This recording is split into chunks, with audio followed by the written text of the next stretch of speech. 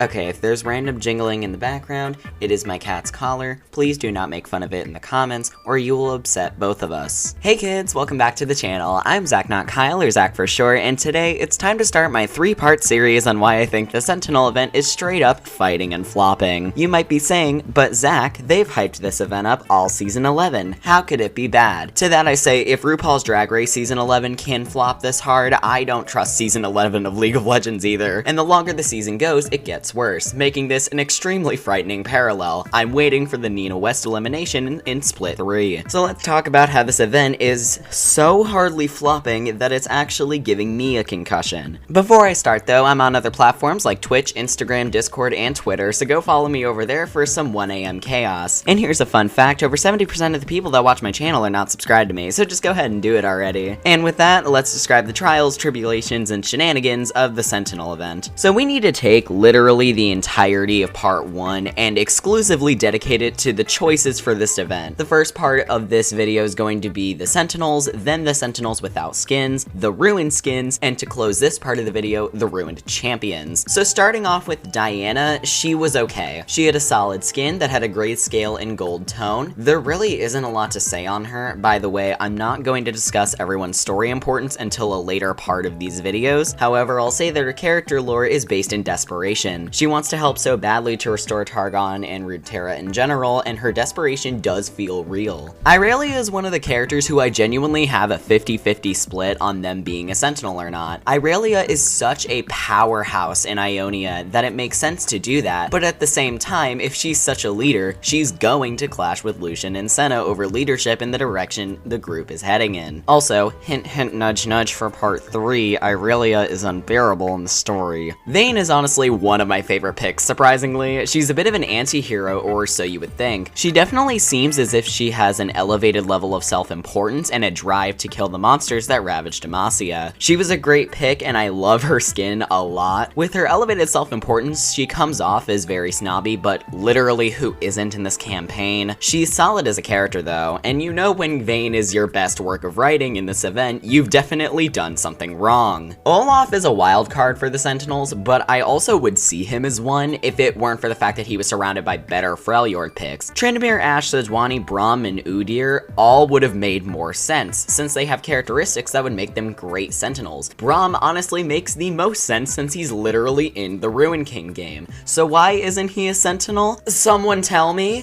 Fuck me, I guess? Olaf doesn't fit the weapon who is useful and can snap at any moment role, literally because Pyke fills that. Braum would have been so much better. Sejuani honestly could fill the same role as Braum of being a caring force. However, we ended up with a second weapon who could snap at any moment. Riven is a solid choice for a character. She wants to make amends for her past and is doing this by being a Sentinel. I think that Draven being ruined is a fun contrast to her as well. Her design is pretty solid and it's not as extravagant as the others. In my opinion, I think it needs more to really make it the extravagance that Rengar, Olaf, Vayne, etc. already have. I'm just gonna say it, Rengar is one of the best designs in the event, period. I think his left field decision makes sense considering how a lot of the characters are supposed to be ruthless. Him and Olaf share the common objective of wanting to hunt the greatest game there is, add that to the checklist of Olaf being pulled from other traits of other Sentinels, but they differ in the fact that Olaf wants to die a warrior's death while Rengar wants to come out alive and plans to. I love him so much. Pyke is really weird because he is intended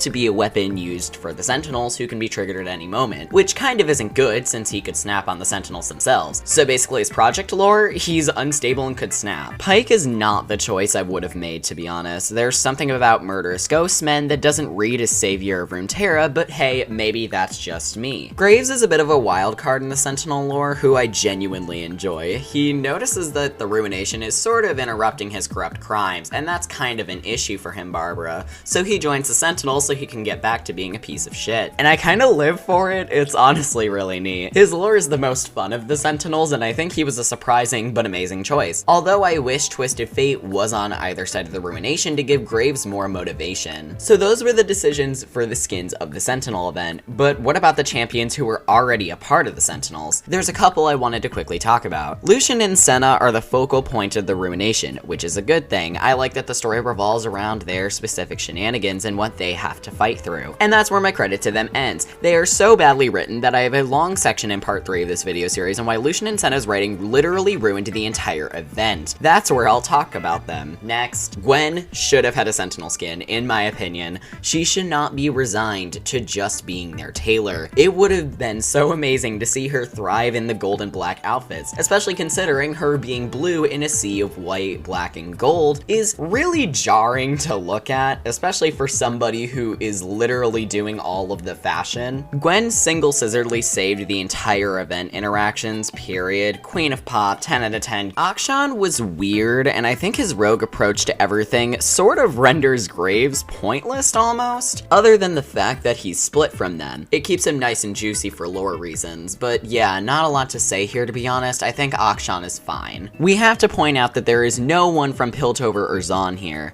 Graves is the one that we would count for it, except he's considered to be from Bilgewater, which is really weird. I wish it was an oddball choice like Seraphine, Warwick, Camille, or Echo or something. That would have slayed, especially the lore possibilities with Camille and Warwick would have been really cool to see. I could totally see Camille having a similar arc to Graves. And as much as we all enjoy Graves' gay presence, I don't think he should have been here as the Piltover Zon champion and instead should have been the Bilgewater Sentinel instead of Pike, because why was that the choice, Mary? Comivore also should have had Gwen as a Sentinel. It's a crime that she isn't, considering how she's making this campaign bearable to get through. I think Gwen wouldn't even give herself the best outfit too. She's way too nice. There's also no Yordle representation that I could totally see Yuumi, Rumble, or Poppy fill. I really want Sentinel Poppy. Now, on to the Ruined Champion choices. So Pantheon was honestly okay, and I like that they made his Ascended form his prestige. That was really clever. I would honestly have thought Pantheon would be a Sentinel, but at the same time I like him as a Ruined Champion. Shyvana was jarring at first because her, Karma, and Riven dropped as Ruined skins back in January. So at first I was weirded out a bit, but now she makes more sense, and I love her dragon form a lot, by the way. It's really well designed. Karma is not the one I would have picked to be Ruined, but she was a cool choice, and her skin is just meh. It's not terrible, but of all the Ionian hoes you could have chosen, Karma was the choice. Why? Ari had a Ruined skin that was scrapped, but they gave us Coven, so everything is forgiven. Don't even worry about it, gays. Draven makes so much sense. An egotistical, battle-hungry boy is the perfect choice for a Ruined champion, and I'm glad they picked him over someone like Darius. Not much else to say other than good pick, Riot. Hey, remember when I just said that Draven was a good choice? Here's Riot's worst. Why in the hell is Miss Fortune here? She should not be a Ruined champ or in this skin line at all. I don't like her inclusion because so many other Bilgewater champs could have done it, like Pike, who is a Sentinel for some reason. Are you noticing a trending pattern where I think Olaf and Pike shouldn't have been Sentinels? More on that in part 3. Thresh is the most egregious on the skin line, and we all know it. I made a video last week on this. Go give me more views, sis. It's in the upper left-hand corner. It explains the skin and why it even exists, and I'm not about to ramble for 5 minutes on this. I have another video where I did that. So what about the champions on the Ruined side that didn't get skins but are integral parts of the lore? Viego is first, and despite the fact that Viego has easily one of the most annoying personalities of all time in this game, his main design is good for recognizing how Isolde could have ignored his red flags. However, I still fucking hate him, and I wish he would go take a bath in Sentinel gunpowder. Vex is the only other character I'm going to talk about her, aka make her a champ now. She is the actual edgy, snarky humor that we enjoy, not everyone else. I'll talk more about how Vex did everything that the Sentinels didn't do with their humor in part 2 and 3 of this series. Overall, which side did better with their characters? I would honestly say the Sentinels, but neither side made good roster decisions. But that's going to conclude part 1 of 3 on this series, because in part 2, I'm gonna discuss Akshan, Vex, Gwen, Viego, and Isolde, and why the event the group revolves around is burning out, and why this pacing for the event is turning the League community against them really fast. So in conclusion, Sentinel bad, Ruined bad, stay tuned for part 2, and stay hydrated. And with that said, that's gonna be it for this video, so go ahead and like, comment, and subscribe to become not Kyle. If your name is Kyle, that is illegal here, as you can tell from the name of my channel. You do have to get a new birth certificate. I don't make the rules, I just follow them. And with that, I will see you guys later. Bye, sis.